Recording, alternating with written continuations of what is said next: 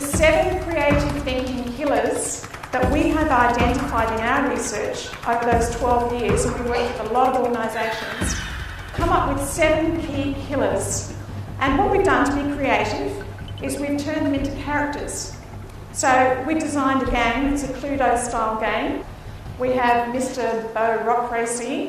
Bureaucracy in the CEO's office with crushing coercion. So we're looking at what are the weapons, how is it happening, why is it happening, where is it happening.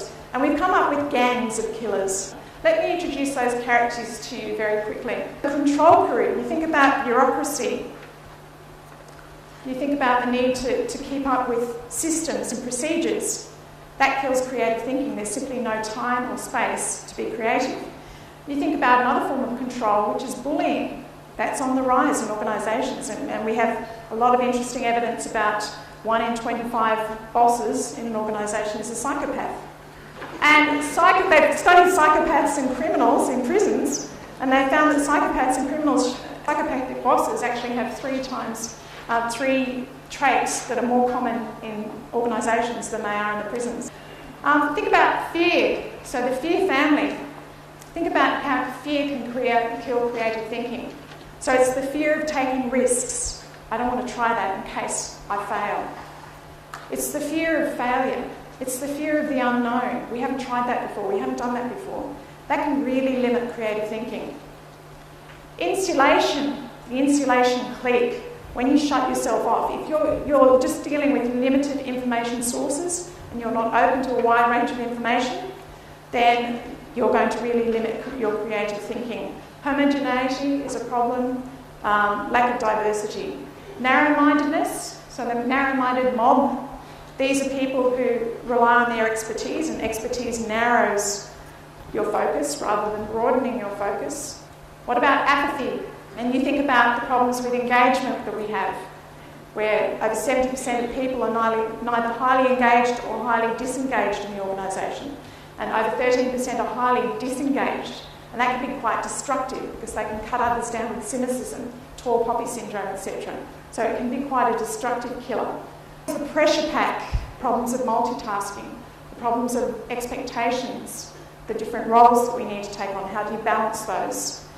When you're under stress, you go into the fight or flight mode. It's a basic psychological response. If you're in that fight mode, you're running on adrenaline. Your body can't keep up with that constantly. It's supposed to be just a temporary state to get you out of trouble, but you end up trying to run on adrenaline, and that kills the brain cells in your body. It impacts your body as a whole, your health as a whole, obviously. But particularly in the brain, it kills the brain cells, and the hippocampus is unable to replace those brain cells.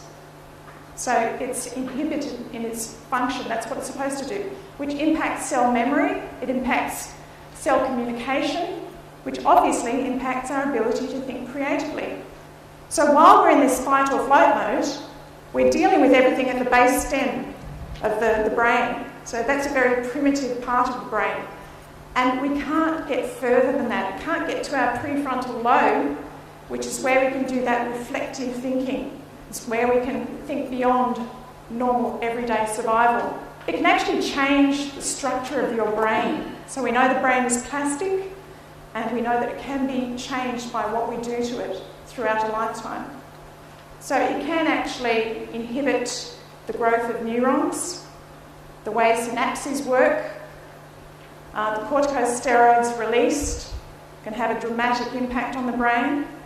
So these are important facts that I think impact, us as individuals and will impact organisations. The final set we've got there is the pessimism posse, and that's a big killer because it means that people give up, they're negative, they have no hope, they have a lack of trust.